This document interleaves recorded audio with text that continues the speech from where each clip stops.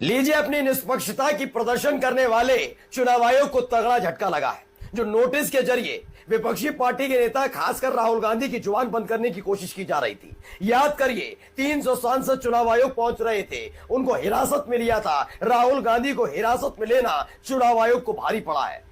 बात राहुल गांधी के मसले की वजह से नहीं है, बल्कि जो निष्पक्षता की प्रदर्शनी की जा रही थी चुनाव आयोग की तरफ से, उस पर सुप्रीम कोर्ट ने तगड़ा झटका दिया, लताड़ लगाई है। बताया है कि यह सिर्फ दिखावा है। आज चुनाव आयोग को सुप्रीम झटका लगा, इतना बड़ा झटका कि यह देश के इतिहास में दर्ज होगा कि कैसे सिर्फ एक पॉलिटिकल पार्टी का मोहरा बनने की कोशिश चुनाव आयोग कर रहा था, उस पर सुप्रीम कोर्ट ने अपना हंटर चलाया। राहुल गांधी की कही हुई एक एक बात सही साबित होती हुई नजर आई। विपक्षी मोर्चा की सबसे बड़ी जीत है, इंडिया गठबंधन की जीत है, उस दौर पर जब लोकतंत्र विश्व के सबसे बड़े लोकतांत्रिक देश में लोकतंत्र की पहली प्रक्रिया से खुद उसके जिम्मेदार अधिकारी खिलवाड़ कर रहे थे। नमस्कार, मैं हूं प्रज्वल गौतम और आप देख रहे हैं DS4 न्यूज। आज मैं आपको दिखाने जा रहा हूं सुप्रीम कोर्ट के अंदर जो सुनवाई चल रही थी, उसको लेकर पिछले 2 दिनों से जो माहौल बना रहे थे 2-2 रुपए 5-5 रुपये के दिहाड़ी मजदूर सोशल मीडिया पर। असली मसला क्या कहा है सुप्रीम कोर्ट ने? आज वो झटका दिया है और मंगलवार तक का वक्त दिया है कि सुन लो कान खोलकर, मंगलवार तक। उससे आगे की कहानियां हमें मत सुनाना कि हो पाया नहीं हो पाया, टेक्निकल इशू, फालतू नहीं, सिर्फ सुन लो ये करना है। क्या करना है देखिए। पहली खबर न्यूज बाइट हिंदी की, बिहार SIR। सुप्रीम कोर्ट ने चुनाव आयोग से कहा हटाए गए नामों की सूची सार्वजनिक करें। कितने नाम हटाए? क्योंकि अलग अलग दावे हो रहे हैं और जो दावे होते हैं उस पर कहते हैं ऐसा नहीं है, ऐसा नहीं है। तो नहीं है तो क्या है? अरे क्या है? बिहार की जनता परेशान चल रही है, 2.5 महीने बाद चुनाव है, तुम्हें समझ में नहीं आ रहा है?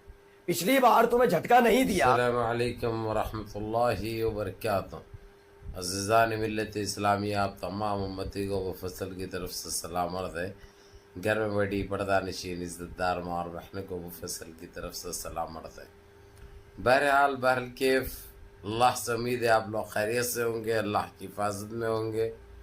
इन मलूनों की मलामत से, इन फ़िरका परस्तों की फ़िरका परस्ती से, इन दरिंदों की दरिंदगी से, इन मावलिंचरों की मावलिंचिंग से, इन बलात्कारियों की बलात्कारी से महफूज होंगे। अल्लाह आप लोगों को अपने हफ्ज़ अमान में रखे, अल्लाह अपनी हिफाजत में रखे, अल्लाह हर आबाद से हर शर से महफूज रखे। बहरहाल केफ मेरे अजीज़ दोस्तों, मेरे भाइयों, हर दिन हमको अच्छी से अच्छी खबर मिल रही है और हर दिन इंडिया के लिए परेशानी का बाज़ बन रही है। इसके पूरे उम्मीदें चुकना चूर हो रहे हैं, इसकी गंदगी और इसके गुनाहों के पहाड़े गिर रहे हैं और ये बेआबरू हो रहे हैं, बेइज्जत हो रहे हैं। इनको कुछ समझ में अब नहीं आ रहा, हर कोशिश करके देख लिए, क्योंकि अब कुछ चलने वाला है ही नहीं, क्योंकि इन्हों रंगे हाथ पकड़े गए, इन्हों चोर साबित हो गए। इलेक्शन कमीशन बचने की कोशिश किया, इनको बचाए तो उन्हें भी बस्ता बोल के कोशिश करा। 300 MPओं को, 300 लोगों को रोका गया, गिरफ्तार किया गया। उसमें से क्या कुछ नहीं करे ये लोग, जिसमें से 223 तो ऐसे MP है जो चुन के आए हुए हैं और कुछ पुराने हैं जिसमें से मिला के जो ओहदे पे थे वो सारों को गिरफ्तार किया गया। विदिन 6 घंटे में मजबूरन सुप्रीम कोर्ट के सनसनीखेज फैसले ने उनको रिहा किया। उसके बाद 2 इलेक्शन कमीशन के मेंबरों में से 2 जनों ने अपने गलती को तस्लीम किया और वो लोग अपने आप को बचाने की कोशिश की, लेकिन सुप्रीम कोर्ट बोला जब तक ये फैसला नहीं होता। ये अलग बात है और ये ठीक है कि तुमने अपना इक़बाल जुर्म कबूल किया, ये बहुत बड़ी बात है। इसलिए तुम्हारे साथ नरमी भी बढ़ती जाएगी और तुम्हारे साथ कोई सख्ती नहीं होगी, ये वादा ज़रूर किया। रही बात अब ये क्लीन चिट मिल गई इंडिया अलायंस को। अब ये इंडिया अलायंस के जितने भी लोग हैं, अब ये खुशी से ये लोग संभल रहे नहीं, क्योंकि ये लोगों को तो जो है सो अपनी गद्दी नज़र आ रही है।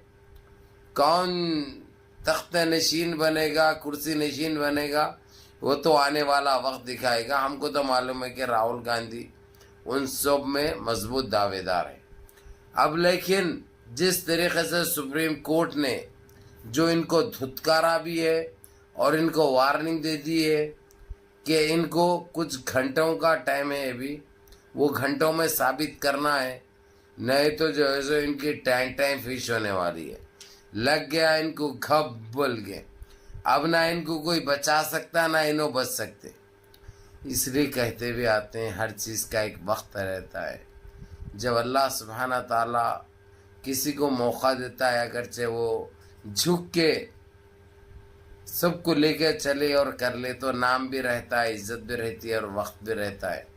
اب دیکھو انہوں اپنے آپ کو کچھ اور سمجھ بیٹھے تھے، جیسا کہ ان کی اماں کا دیش ہے، یہ ان کے باپ کا دیش ہے.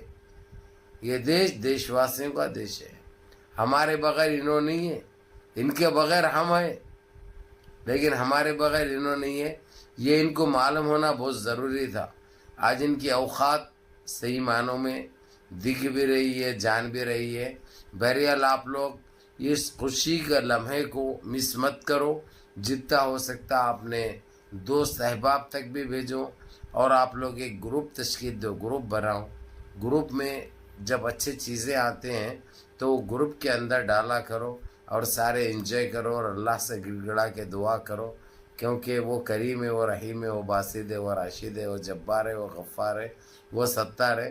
اور وہ 70 ماؤں کی محبت رکھنے والے ہیں. جو ہم کو جتنے اداسیاں، جتنے پریشانیاں ملے تھے، وہ سارے چیزوں کا خاتمہ ہوگا انشاءاللہ. یا اللہ منظم رہو، متحد رہو، اپنی صفوں میں اتحاد برقرار رکھو، نمازوں کی پابندی کرو، ماں باپ کی خدمت کرو، بڑوں کے احکام پہ عمل کرو، اور اپنے اس بھائی کو بھی دعاؤں میں یاد رکھو. السلام علیکم.